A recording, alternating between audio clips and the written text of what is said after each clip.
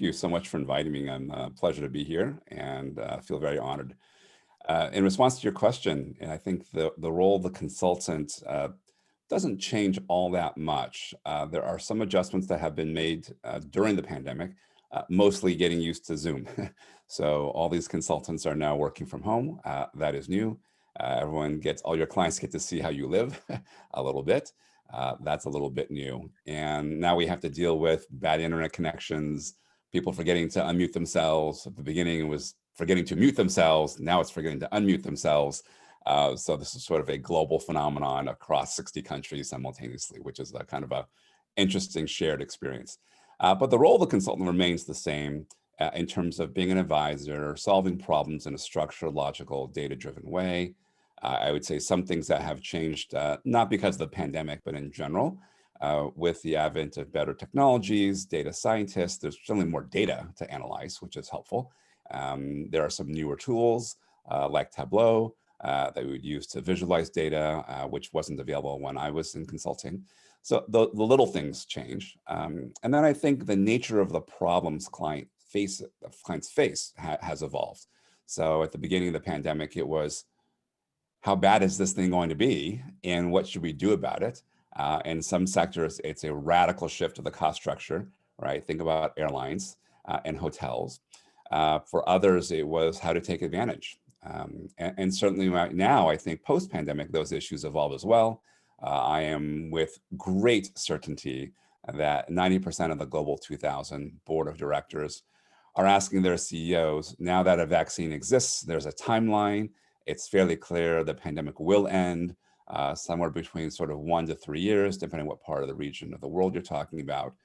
What are your plans in this post-pandemic world?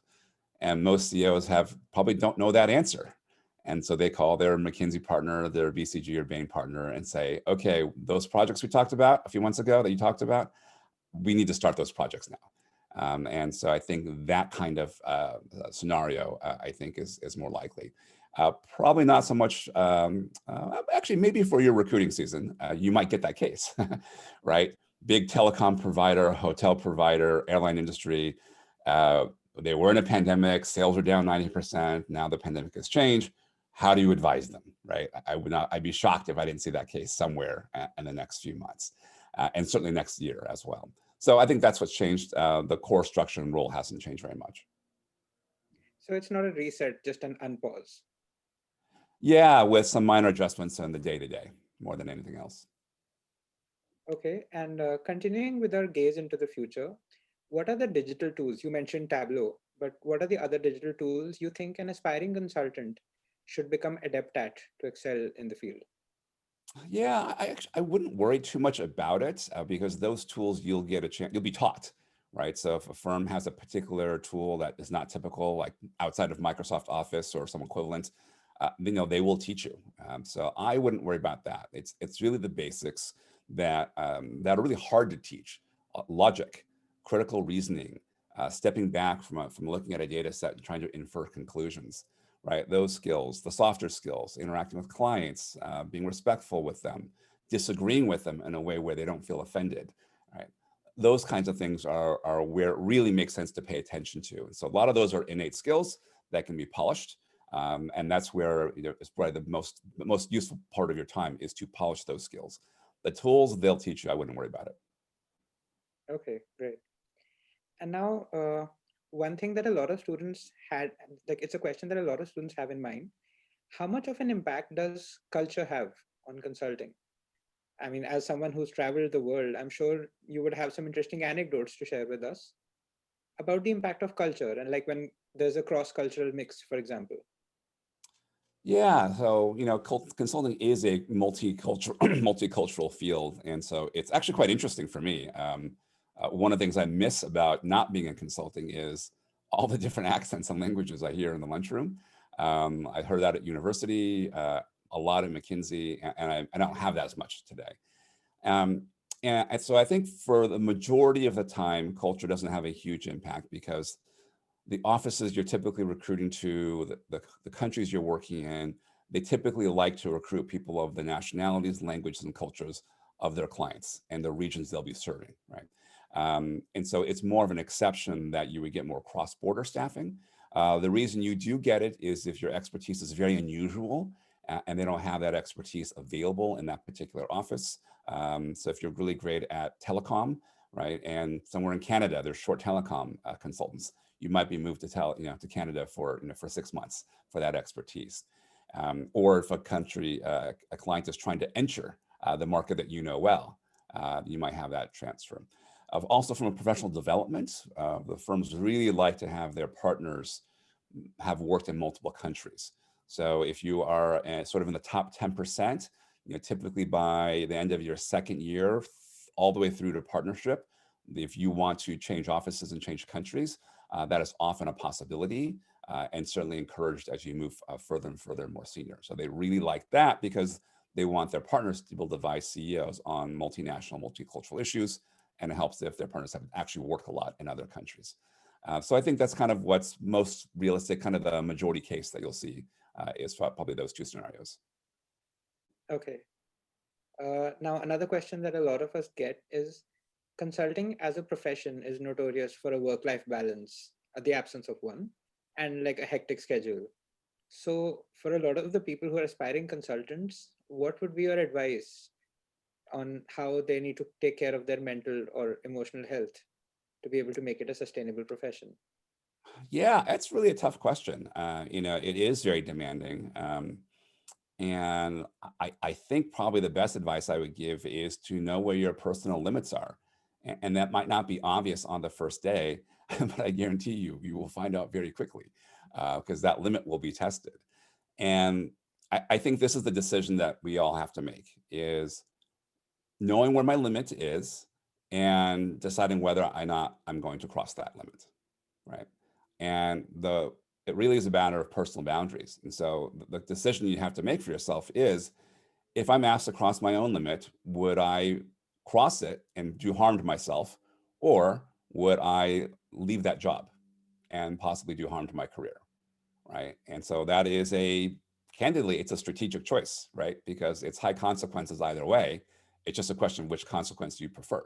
And so I think that's a very profound question with large implications that I think too few people make consciously, right? And what I would advise, just because I feel like mental health is such an important issue and having a balanced life, is know what your limit is and know the limit at which you would rather give up the job, and just know what that is. And most people end up crossing it, not knowing it, and then they get into trouble. And I prefer not to see that happen. Okay. Again, and so a couple of questions on case interview preparation. For starters, how should a candidate begin their preparation for an interview, for a case interview? Where do you start? Do you start with the knowledge part? Do you start with the mental frameworks? Where do you start? Yeah, I think I like to start chronologically, right? So I start with how to open a case. And so for me, I always think about problem structuring. Um, Actually, I'm going to pause for 1 second. I'm going to add a little bit more to my previous answer to your last question around work-life balance. Let me give some practical tips on top of the, sort of more the philosophical. In any role, but particularly in consulting, there can be an infinite amount of work, right? So there are 168 hours in a week. If you chose to, you could work 168 hours a week. Like, you literally could not sleep and work continuously. There is enough work to do that. Probably the people who have the best chance at that balance, or at least sort of the minimum impact, is those who are very focused on the 80-20. So my attitude in consulting was always, what is the absolute least amount of work I could do to get at the conclusion I needed to present to my client, right? And not do 1 minute more than was absolutely minimum necessary. So in many ways, although I was in the top 10% of my class worldwide, within myself, I consider myself the laziest consultant at McKinsey. Like, I did not want to do work. I tried to get everyone else around me to do my work, right? I recruited 5 clients to do all my analyses, right? I recruited clients to help me gather data. I recruited the CEO's assistant to be my assistant. I got my own conference room. I really leveraged the resources around me so that the engagement would be successful, but but I would have in many ways, the quote unquote, the laziest role in terms of the amount of work. And my value add, and I think this is true for all of you, is the insight. It's in that presentation, it's in that 450 hours of work. You say that one sentence that the CEO goes, oh, I didn't know that. That's really interesting. I hadn't thought of that. Like, your career will be built, and your reputation will be built on how many of those sentences you convey, right? And I conveyed a handful, right? In 2 years, 5 or 6. That made my entire career. And that's why I got promoted. Those 5 sentences got me to the next level. Out of the 6,000 hours I worked, right? It was those 5 minutes made my career. Okay? So recognize that. Don't just do hours for the sake of working hard because you're used to it, because everyone else is. That part is necessary, but it doesn't matter. The end of the day is the insight. So another tip is I would work at night. I do all my work. I come in the morning 15 minutes early, and I just sit and look at my data from the previous night. And I just think, why do I care about this? Why would my CEO care? Why is this significant? What is the insight? And how would I convey it? And then I'd write that one sentence for the day or for the week. And that was where all the leverage was. Now, so if you can repeat your other question, which I've already forgotten. Starting, how do you prepare for the case, right? Yeah, so I like problem structuring because it's a bit counterintuitive if you haven't done a lot of it. Logic, you've all been trained to do from 5 years old. Some of us are better at it than others. That's just a natural gift and practice. So I think if you've done a lot of math, you've done any kind of problem solving, 2 + 2 = 4, you don't need to practice that. You either have it or you don't. You can improve it, certainly, but there's a range. Problem structuring is usually new, and that's usually the most unfamiliar. And within a case, it's the part of the case where I, as an interviewer, can determine whether you're going to get an offer or pass my interview, usually within the first 5 minutes. So we talk for 5 minutes in a case, I already know whether I'm going to pass you or not, with probably 80-90% accuracy within less than 5 minutes. And then the other 40 minutes of the case, I'm just being polite, to be quite candid and honest, right? I'm going through the role, I'll probably give you some feedback at the end if I'm allowed to, but really I've sort of made up my mind, again, 89% actually in the first 5 minutes. And it's whether a person structures their case well. And that's really simple. It's like, do you break a very complex problem into 3 or 4 very manageable parts that are somewhat distinct, sort of me-see-ish, if you're familiar with that term. So if you have a telecom client and they want help on dealing with a post-COVID world, that's a huge problem, right? That's just massive. How do you break that up into parts so it's easier to digest? And if you can do that, well, oh, there's promise there. Okay, I'm paying attention as an interviewer now. Now let's really get into it. Now we're going to have some fun and see how we solve each of these branches of the problem. So I think that's the part I would practice first. And then probably kind of coincidentally, probably if you're really good at the problem solving process, the logic, the other part that really distinguishes people, especially in the final round, is the synthesis, right? That conclusion. Can you deliver a conclusion that I can imagine you delivering to a CEO, right? So what I always say is, do you speak CEO? It's a language, and CEOs recognize other people who speak CEO, and they think of them as peers. So even if you're in your 20s and the CEO is in their 60s, like if a 60-year-old CEO sees a 20-year-old person speaking the CEO language, they sort of automatically presume they have a certain degree of gravitas and power and influence, and they treat them as a peer. Like that's what you're looking for. So a lot of my students, very routinely, they get feedback that from the people that interviewed them that, wow, that's the best synthesis or closing I've heard in 7 years. Right? And because it's that important and makes that much of a difference, particularly in final rounds. So really, I would say the beginning of the case is where you start. The end of the case is where you give that lasting impression. And those two are probably the skills that are you would least encounter in day-to-day life because they're more different. They're different than the things you do in day-to-day life. Now, one question we got from a lot of people is when they go through your videos or when they went through the book is you've sort of managed to break a lot of things down into very simple frameworks. Now, the question is, like, how do you take those frameworks into an interview do you use them as a tool constantly, or do you just use them as a resource when you need to? How do those frameworks function when you go into an interview blank? So let me say something that might be a little confusing, but I think, and so I'll try to tease out the nuances of what I mean by that. So on the one hand, know the frameworks, know them well. Okay?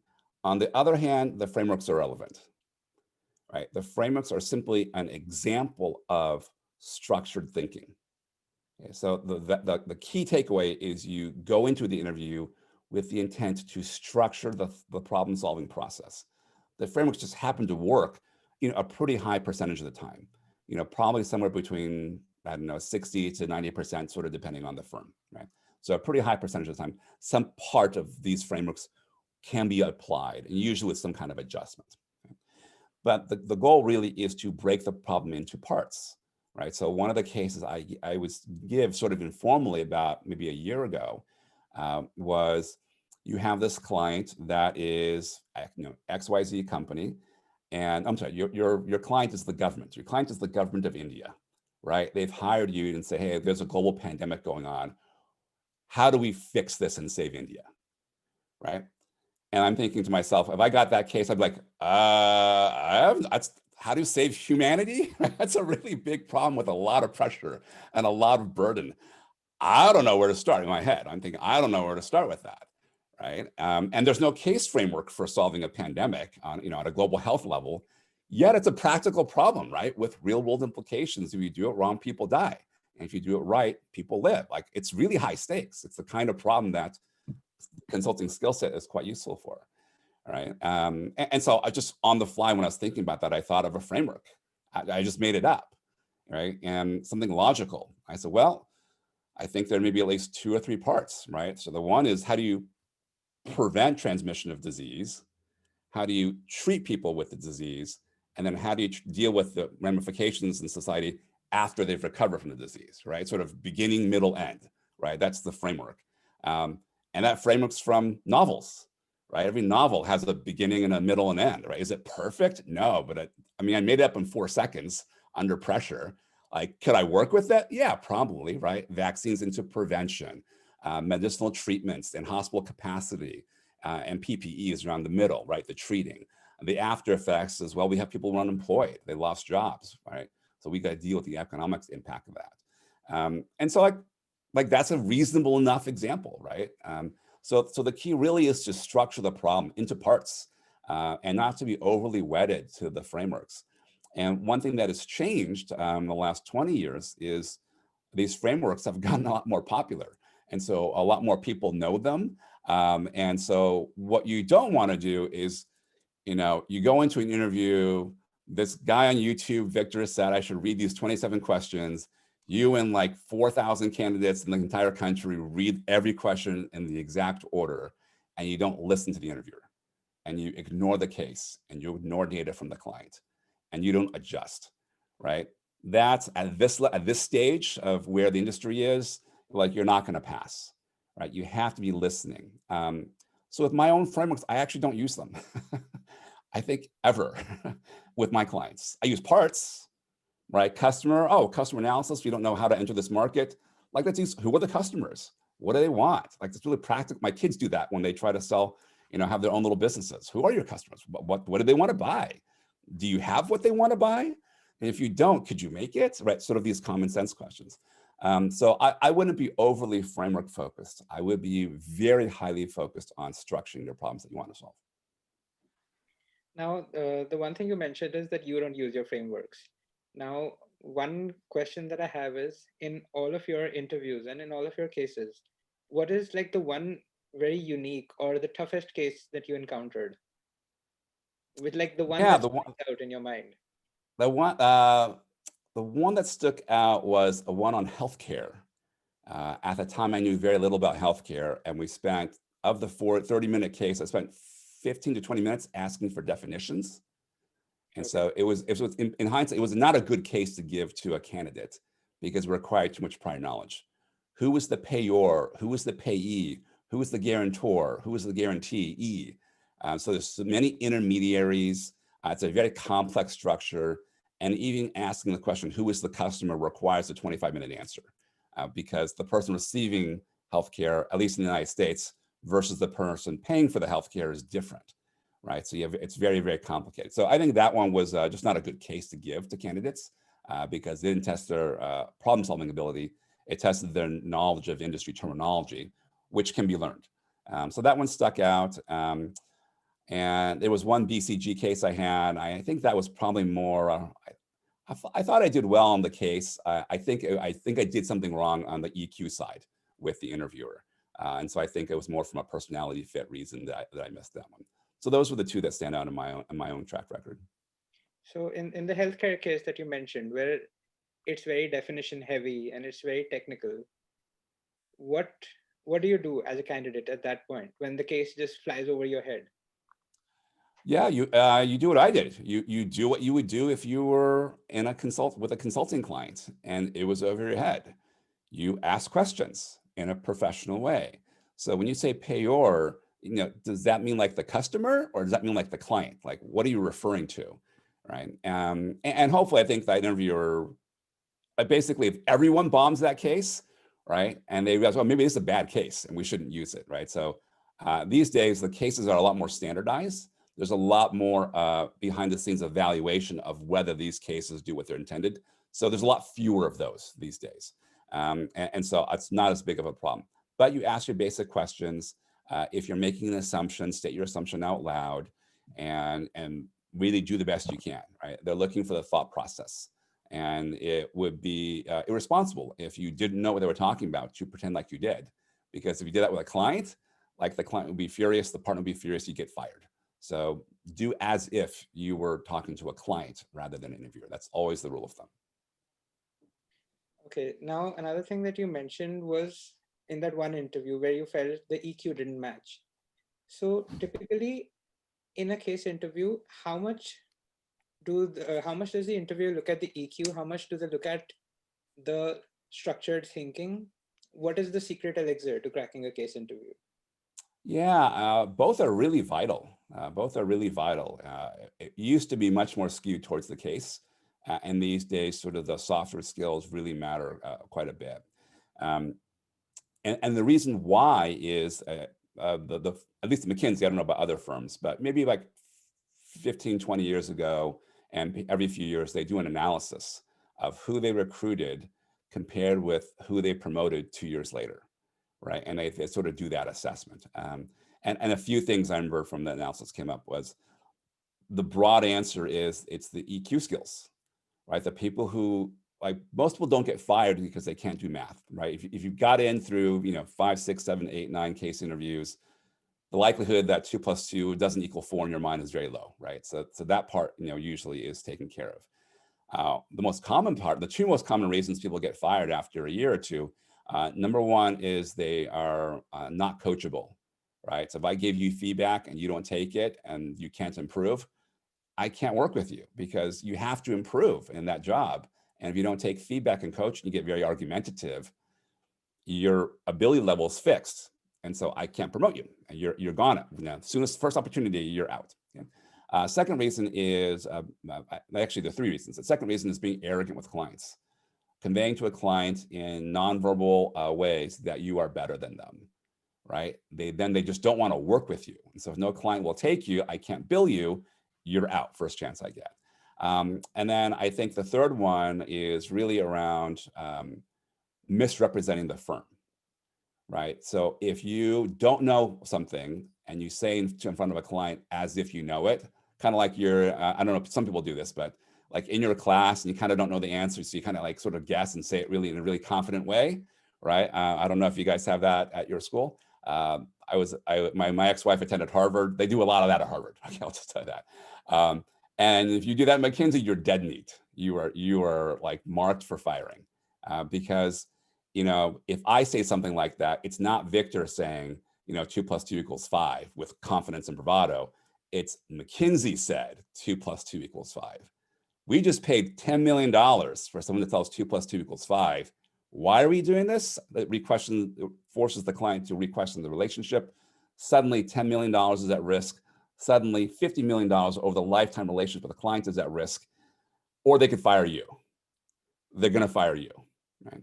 So those are the things that are why people don't get promoted. So over the years, they've taken that feedback and that analysis and fed it back into the recruiting process to look for those, right? So this shows up in a couple different ways. One is your client, your interviewer might challenge you.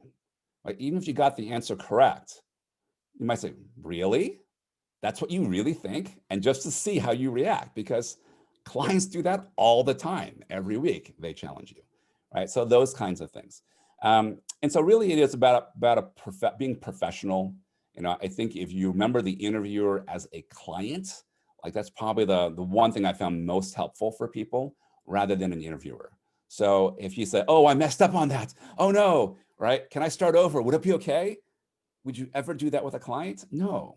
You would just say, I think I made a mistake. Let me back up for a second. Let me start over. What I really want to say, what I meant to say, or what in hindsight I wish I had said was this.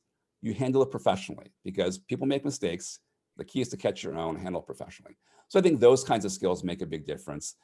In the part of the interview before the case, sometimes firms will separate out with a different interviewer or just carve out a few minutes. When you talk about your resume skills and experiences, you want to talk a lot about that, like all the EQ stuff. And they loved hearing about how you had to work with really different people. And so if you had a job that is not really featured on your resume, but like you had to work like in retail sales, like at a cashier, right? Which is not kind of a typical skill set for like a McKinsey consultant, but you did it a long time ago. Like mentioning those kinds of things. Or I used to be a truck driver, right? And I had to deal with people who were very different than me. Like those kinds of skills are really, really applicable and relevant to consulting. Okay, I have one question and then I'll pass the mic on to Radhika to ask more. Okay. My question is, over all of these years, how have you seen your own approach change? How would a Victor Cheng from 30 years ago approach a case differently? And what do you think has stayed the same? Oh, I've never been asked that question. Let me think about that. I'm glad. That's always a sign of a good consultant. They ask good questions and make you think. So I'm thinking on this one. So let me start with the easier one, like what hasn't changed, right? So the basics haven't changed, right? Problems are still complicated. They need to be structured. You need the logic, especially in consulting.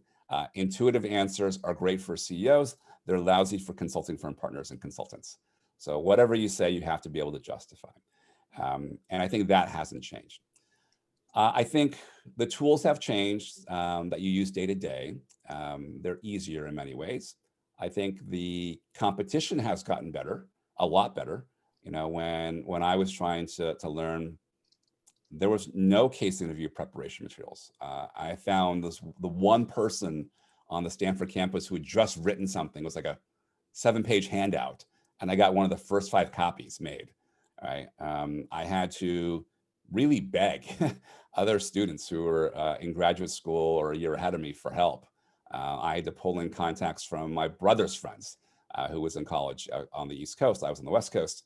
And he knew somebody who worked at Bain for a summer. And I said, can I talk to the person? And so I really had to, through personal contacts, to learn. So I think from a recruiting standpoint, the competition has gotten better. The memorized frameworks we just referred to earlier, like a lot more people have that. And so the ability to demonstrate your thinking ability rather than your ability to memorize a case framework, that is what's being tested. Whereas before, if you just memorize the framework, it looked similar enough. And so few people didn't know any frameworks that you could probably get by first round if you kind of just memorize that framework. You can't do that anymore. But I think other than that, the core problem solving process, is still similar. When I deal with clients today, when I give speeches to CEOs, they're still facing problems with competition, right? They're always concerned about that. They're always concerned about how customer needs have changed. Right? They're concerned about, like, can we meet those customer needs, right? That's been true for, I don't know, for literally thousands of years, right? And ancient times, there was still a customer. There was still a customer that had to be made happy. There was still competition. There's still your product or service to deliver for that customer. So I think the basics remain the same, just how we go about it. Using Zoom this year, didn't have to use it so much in prior years. Like, those things change. The core essence of business has not changed. Okay, I will now pass the mic on to Radhika to ask more questions. Thank you, Ayush. And thank you, Victor, for answering all our questions so patiently, but we still have a few more. So I just want to take a little step back and just ask how has it been for you? You know, you've been talking to a lot of B school students around India. So how do you feel that has been different in comparison to maybe say MBAs in America? Yeah, it's funny. Most years I don't actually do a lot of speeches, and so this was the first year, and sort of really just by coincidence, I think one or two schools in India reached out, and they specifically wanted me to speak by Zoom, and so I only speak by Zoom. And in prior years, the U.S. schools always wanted me to go in person, so I've declined. I've lost track how many invitations. I only speak by Zoom. So I think it's been great that for me personally, the willingness to engage over this platform that works really well just from my schedule. So that's been great. Asking really intelligent questions, that has been just a pleasant experience for me. And I think just the size of the audience, like when an organizer says we're gonna have a few hundred people, and like, wow, there's actually quite a few people. And I look at the screen, how many faces there are. It's like, wow, there's a lot of people there. That's probably a bit unusual. Most of the engagements I speak to are much smaller. About 400. They're about 400 right now in this call. That's awesome. That's amazing. Yeah. Okay. So, I think a burning question that we all really had was like, what motivated you to, make this whole series about case interview secrets, and write a book, and just do this because a lot of the stuff we could just access it on YouTube, right? And that's like such an amazing resource to just go there and just get an really great introduction to what a case interview is, what consulting is. So, what was your motivation behind doing all this? Yeah, I was annoyed, actually. So I'll give you the honest answer. So this was over 10 years ago. I think maybe 15 years ago, I bought the domain name caseinterview.com, when it was not always obvious to everyone that we should have domain names for things. I always wanted to teach it, and it's sort of always at the back of my mind. And then I think there was this one year, 10 years ago, where like what I was supposed to be doing with my time, I wasn't. Like my real client work, I wasn't doing.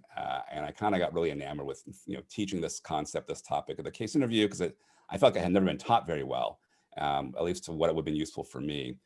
And so it was getting in the way of like my quote unquote regular job. And so I just said, let me just do it and get it out of my system so I can never think about it ever again, which was the intent. And so my brother lives in Boston, so that's near Harvard. I thought, let me just reach out to people at Harvard. I'll rent a hotel conference room, and I'll invite 100 people from Harvard to see if they want to hear this thing. I'll record it, stick it on YouTube, and then I can walk away and never think about case news ever again for the rest of my entire life and get back to real work, right? Regular work. So I did that, and then I put it on YouTube, and then the first 2 years, nobody watched it other than me and my mother, right? Like nobody watched it. I put all the videos on one website called caseinterview.com. It was a one-page website. It's like, I don't know, 3,000 pages today. And then I forgot about it. And like one person would watch it per month, and then 3 years later, my web server crashed, and like they cut me off from my corporate website. And I was just like, because there was too much traffic. I was just really puzzled, like, why? There's no traffic. I look at my data, there's no traffic to my corporate website, not the level that would crash the server. And then there's this old project I found called caseinterview.com that had tens of thousands of visitors. I had no idea. And so it crashed the web server. So I had to upgrade the account, and I was just like perplexed.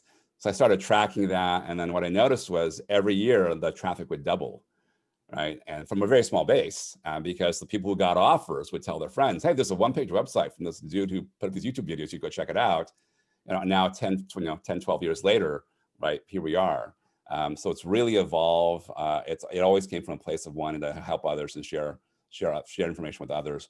But it was also, I was really annoyed. Just wanted to get on with my day. So that's the honest answer. I think it really, really helped all of us. And I think one thing that we do appreciate is that how simplified you make it seem. So that was a really good thing for all of us. So we have like some audience questions too. So I will be starting with those now. So first of all, so some people asking like, after a few years in the industry, how difficult is it to sort of laterally enter into consulting, or is it even advisable to do that? Yeah, you can definitely do it. I would say it is harder in some ways. The standards aren't harder. What's harder is there's more noise, right? So there's a lot of applicants who apply on the website from industry. And when you apply from industry, there's no pre-filter, right? So the firms recruit at a handful of schools because they know that a certain quality of candidate comes out of those programs. And so it's a more efficient use of their time, right? So when you have 50,000 applicants, it's much harder to stand out. So even though the standard is the same, what you have to do that's different after working in industry for a few years and trying to transition in is the networking part becomes a lot more important. When you recruit from a school, particularly one that's on a target list, the firms know about the school, they have a relationship with the school, there's a whole process. You could not network with anybody and get a job offer, right? That's totally doable. If you're applying out of the blue, you really want, from industry, you really want someone who works in that firm to have read your email personally, a contact, and say, hey, this is pretty good. I think let me forward your resume to recruiting. That is like a very different channel. That is a very different channel. So when I had that power at McKinsey, like that resume that I forwarded to recruiting got read. Right? And if I said, we have to interview this person, that person got interviewed. Right? If you apply on the internet, I don't know how the firms do it these days, but a lot of employers, like a human being doesn't even always see it, right? It's read by a keyword scanner in many cases. And so you're lost. So I think the devoting time to networking, if you're applying from industry, is far more important than applying coming out of a business school program. Got it. Okay, so and if we were to look at the big three, McKinsey, Wayne, and BCG, so how would like one choose where to go, and is there any significant difference between the three of them? Yeah, before I answer that question, let me add one more thing to the prior question about applying from industry. So one other thing they look for that's a little bit different is they look at your achievement relative to the number of years you've been working. Right, so your velocity in your career track is really important. So if two candidates run a $50 million P&L, one has been working for 40 years and the other's been working for 10, like the velocity is much greater on the person who's working for 10, right? Because they've achieved so much in so little time. So that becomes really important. How you write your resume is quite different. You need to demonstrate not just what you were responsible for, and all of you should be doing this anyway, but what are the business outcomes you've produced based on what you were responsible for. So that's recommended no matter how you apply, but especially in industry, that becomes super important, quantifying those experiences. So, I had one person who managed 190 employees, or maybe actually more than 300 employees, had a $85 million expense budget to run his department, right? And he was applying for what is basically the same role you're applying for entry-level post-business school. He was making $400,000 a year in the United States, and so this would be like a 75% pay cut at the time for him. But his track record was impressive, right? Like that's a very unusual skill set, and I would be shocked if he did not get an interview. So that velocity, the quantifying of accomplishments, that becomes a lot more important. Now, in terms of deciding on an offer between Bain, BCG, and the top, McKinsey and top three, there's no wrong choice there, right? There's no bad choice there. Those are all fantastic options. And what I usually say is, I would in that case choose based on the specific office you'd be working at, rather than the firm, right? And so I don't know the personality of the different cities and industries in India, but in the United States, if you got an offer from Bain, San Francisco, McKinsey, New York, and BCG, Houston, like I would determine that decision based on where do you want to live, right? If your family's in Houston and you really want to be close to family, like forget McKinsey, like go to Houston, right? If you really want to build a career in financial services, you'd be crazy not to go to work in the New York office of any of the firms. But guess what? You only got an offer from one of them, so you would go there. If you wanted to work in high tech, San Francisco, of course, Silicon Valley, like you go there for Bain. So the region and the office matters, I think, a lot more in that decision, and in particular, which industries are associated with that particular city. That makes a big deal. Then there's personal geography. Then finally, it's just like, do you like the people there, right? So if you go get a chance to visit, and like, wow, I can imagine spending a lot of time with these people. Like, you're going to see them more than your family, right?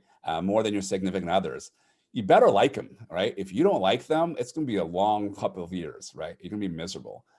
So I would choose a firm where I like the people over one that I didn't, particularly at that tier.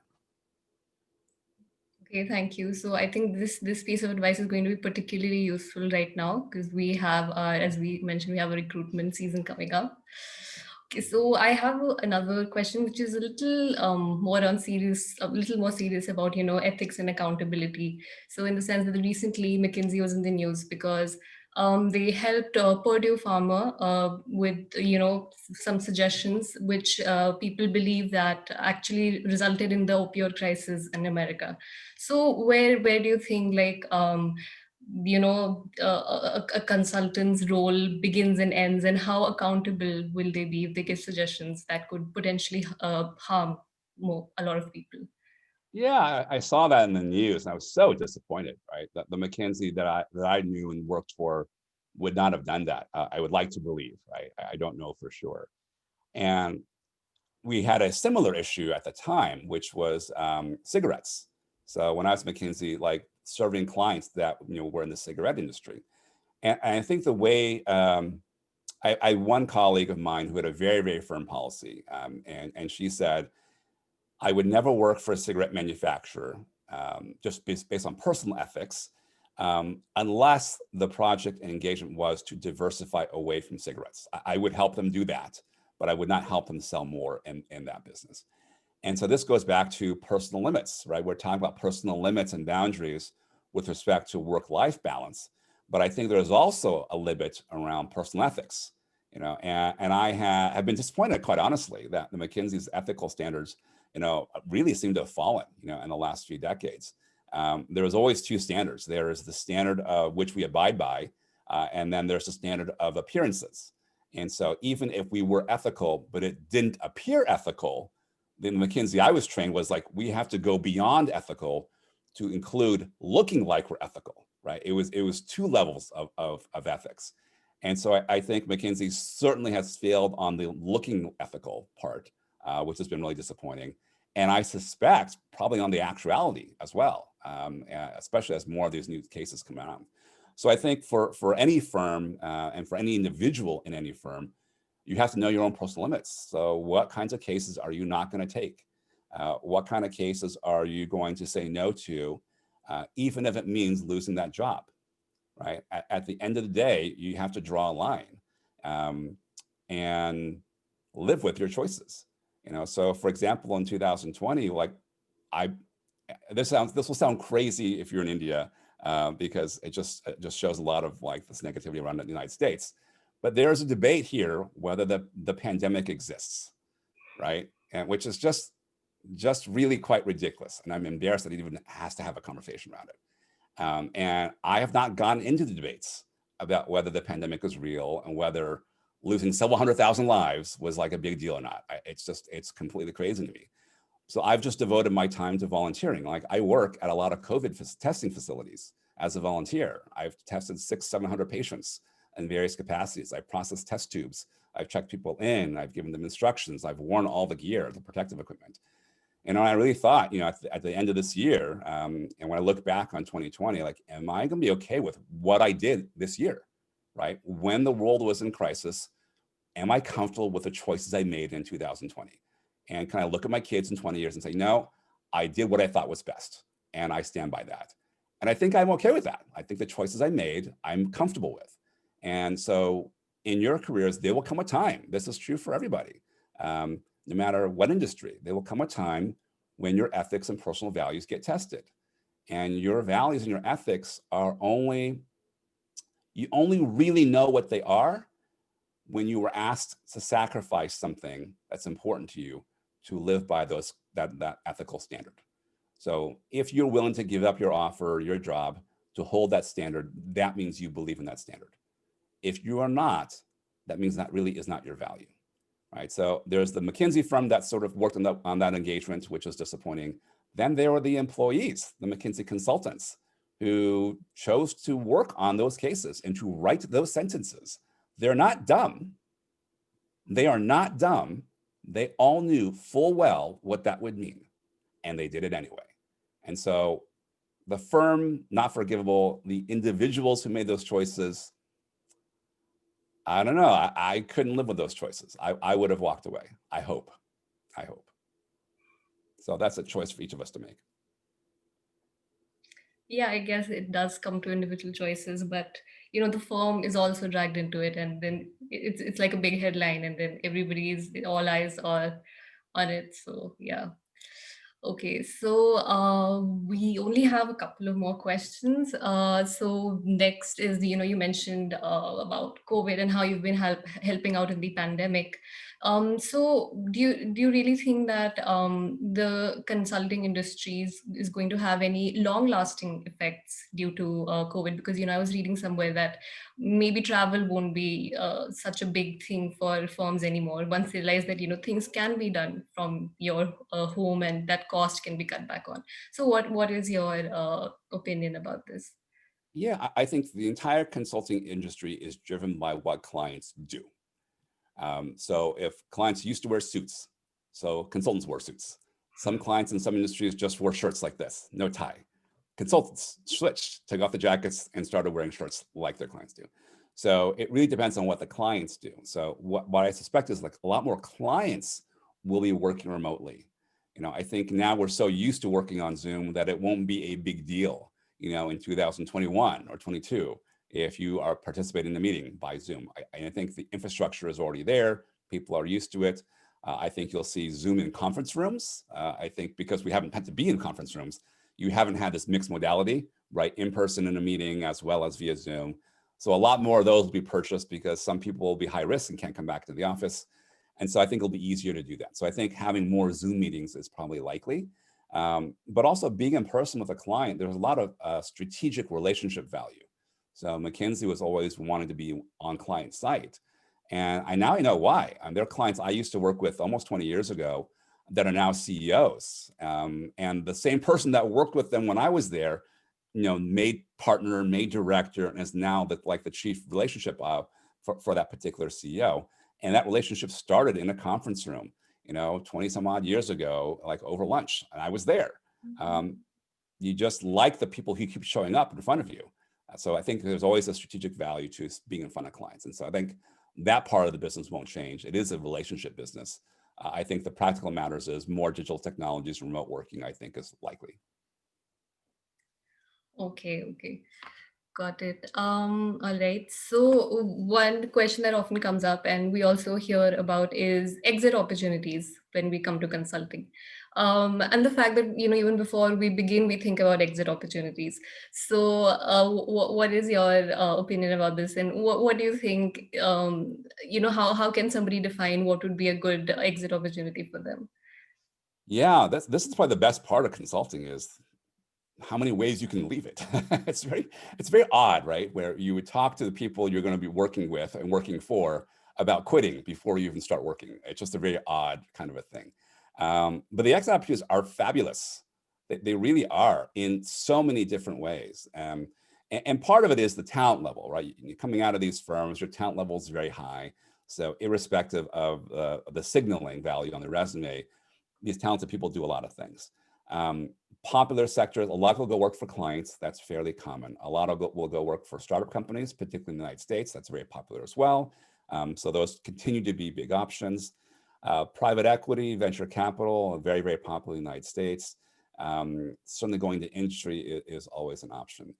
But I look at people from my class that, the people I knew, and they all did really random things.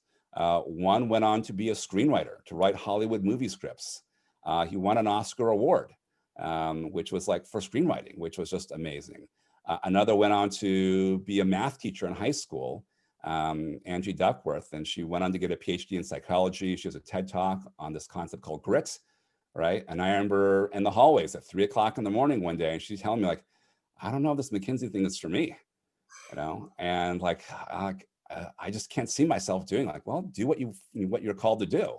And she's done amazing work as a psychologist. So glad she quit McKinsey. Like, what a good opportunity for the world and her contribution.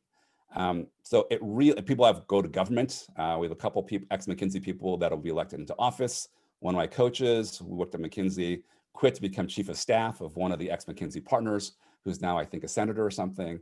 So it really is, you can do pretty much anything. And so I think what is a good opportunity, that is so person specific, but truly the entire world is a possibility. So you really can do anything. People in government, people go back to be professors, become lawyers, go into politics. Like, it really is extremely broad and extremely impressive. So that's probably the most exciting thing, is pretty much anything you want to do, you can do coming out of consulting. Yeah, that sounds pretty uplifting, actually. And finally, do you have any, last words or advice for our audience? We will have a lot of people sitting for MBA interviews soon, and do you have anything to say to them? Yeah, I do. And might be a little counterintuitive. So all things I talked about in terms of getting a job offer, those are all I feel very strongly about. So, but what I'm also going to say is that sometimes consulting is not a good fit, right? And to just go with that flow and not take it as a potential failure. When I was recruiting, my goal was to become an investment banker. And I could not. I tried. I mean, I went to Wall Street summer camp in high school. I met with investment bankers when I was 13 and 14. I took trips to Wall Street to go network before I was recruiting. I met with all these alumni at these various investment banks. I could not even get an interview. I think I got one. So no offers, no second rounds, got rejected at the resume level, got one interview, which went nowhere. And at the time I was really disappointed. At the thought process, am I a failure, right? Was the thinking I was going through my mind. And so my second choice was consulting, right? And I got every interview I wanted, I got all these offers. It was it just happened to fit my skills, but it didn't fit my perception of my skills. That's the important part. And hindsight, with much perspective, many decades later, I'm so grateful Goldman Sachs rejected me, and so grateful Morgan Stanley rejected me, because I think I'm a much better consultant than I'm a banker. And all the things you guys have seen would not have existed had Goldman Sachs not rejected me. And so what seemed like a failure at the time was really changed the course of my life for the better. And so as you go through the process, I know these are prestigious careers, but I also know it's not a fit for everybody, and that is okay. So I think this process really is about finding a match where it's something you want to do, you could be successful at it, you're good at it, it really fits your life goals. If you have a good life in 10 years because of the choices that happen today, that's a good outcome. And that is hard to determine from this vantage point. It only becomes obvious and clear years, decades later. So just with a grain of salt, go through the process, do your best, and not take whatever happens or not happens as a sign of your personal worth and your ability in the future of your career. It's an incredibly talented pool with an incredibly talented program. You are all going to be doing amazing things. It might not be what you thought it'd be, but you will all be doing amazing things. And so just keep that in mind. Okay, thank you. Thank you for that piece of advice. I think it truly does resonate with a lot of us. So now I'd just like to hand over to Sanji. Yeah. Thank you, Victor. Welcome. Right, Radhika, and people are constantly messaging me with so many questions, and I feel that I can speak on behalf of everybody that it felt like once in a lifetime opportunity, and truly we are taking some precious insights from you, sir. Thank you for spending your valuable time and giving so much information and knowledge and your experience. We truly oblige your presence. With this, we come to the end of the event, and I have a few announcements for the participants. XLRI is bringing some consulting competitions. The first one is brought to you by Kautilya Consult Club. They are hosting Clock Speed 1.0, the supply chain management case competition. It is live on D2C, and the registration link is in the chat. Their cash prize is worth 30,000, and the winners will get to present their solutions to the CEOs and the CXOs at the upcoming supply chain conclave to be held on January 30th. The next competition is brought to you by CRUX, the consulting and research undertaking at XLRI. The competition is Orion. It is an annual flagship national level strategy competition. It is being organized from 19th to 23rd December. It is an opportunity for all the consulting and strategy enthusiasts to battle it out against the brightest mind from the top institutes across the country.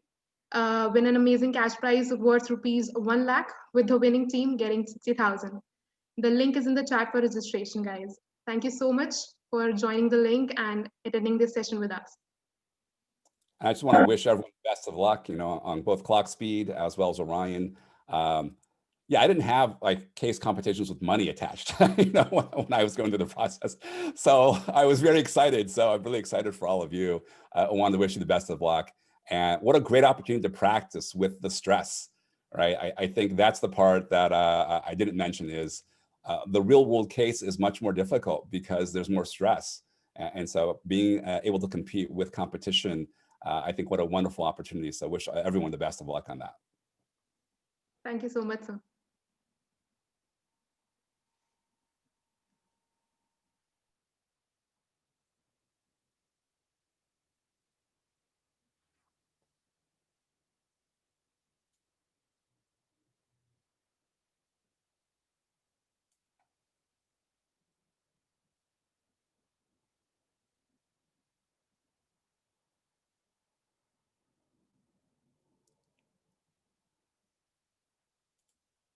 So I'm guessing we're wrapping up. Is that fair? Got it. Well, thanks everyone. I'm going to jump off for my next meeting. Wish all of you the best of luck in your case interview preparation, and thank you for having me. I feel very, very honored. Appreciate all of you. Yeah, so honored with us. Thank you.